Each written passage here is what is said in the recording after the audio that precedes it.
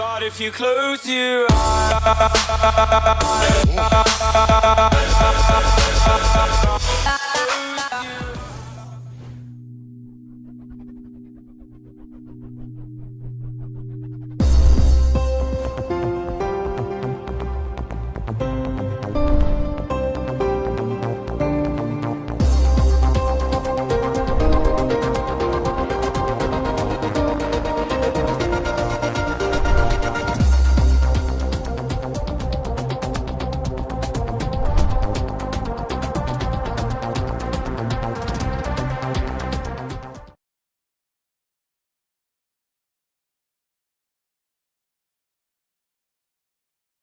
how do you deal with a situation where you're surrounded by people who are like bitter and complaining a lot?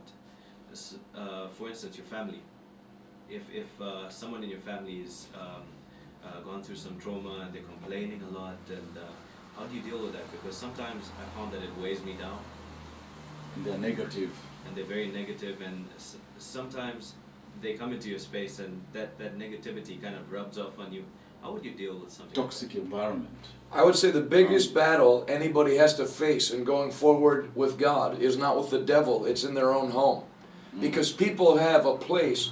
What happens basically with everybody's parents is they see in their mind, they think they want you to succeed. But really, they only want you to succeed to a point. And if you start going past where they've gone, then they're going to try to pull you back. I mean, I could show you it all through the Bible. I actually preached on it on Thursday night before I flew here in East London. That's what I preached on. How when David went to fight Goliath, it was his brother Eliab.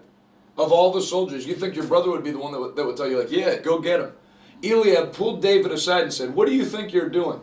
Why don't you go back and take care of those few sheep? Do you just want to see the battle? I know about your pride and deceit. Starts making accusations. When David danced before the Lord with all his might, everybody celebrated with him. It was his own wife, Michal, that said, didn't the king look dignified, dancing before the Lord, exposing himself like any common drunk would do? So his wife, his brother, you can go all through the Bible. So when Jonathan would go to take ground, Saul was the one that gave him a problem. So you have to learn. Look at Jesus. The only place you see a limitation on Jesus' ministry is the Bible says in Mark chapter 6, Jesus went to his hometown, and when he preached, they said among themselves, we know his brothers and sisters. His own brothers and sisters said, who does he think he is? And Jesus could do no mighty miracles there because of their unbelief. So your family will try to put limits on you, no matter what. They think they know how far you're going to go. When you think about it, the first thing God had to tell Abraham was leave your father's family, your native country, and go to the land that I will show you. So you have to break away from your family to a degree. And I feel like what most people's families will do is if they don't want you to go to Bible college or they don't want you to be in the ministry, they'll say, like, I really would like you to go to university first and get a degree so that you can have a job to fall back on. Which, first of all, faith never falls back. Faith always goes forward. There's no plan B ever with God. When God calls you, you succeed. It's not like Moses said, we're going to part the Red Sea, but if that doesn't work, we're going to go around back and build a bridge. So you make one plan. And then if somebody, what will happen is if you say, no, I feel like I'm to do what's in the ministry. Then what happens when you're young, especially if you're still living at home, is they'll start making you feel bad for living at home, or you need to learn to get some money, which you do. You do need to learn how to structure your ministry so that there's income. But God will show you that and help you with that. Don't ever let people manipulate you based on them giving you a place to live or a car to use or food.